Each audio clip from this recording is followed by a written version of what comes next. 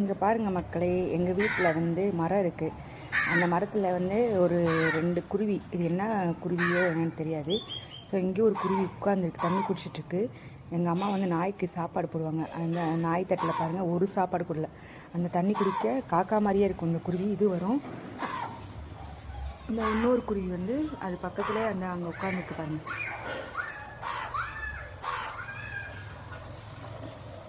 நான் இது பார்க்குறதுக்கு கொஞ்சம் அழகாக இருக்கும் பாருங்கள் மக்களே. என்னோடய சேனலை சப்ஸ்கிரைப் பண்ணுங்கள், லைக் பண்ணுங்கள், கமெண்ட்ஸ் பண்ணுங்கள், சப்போர்ட் பண்ணுங்கள்.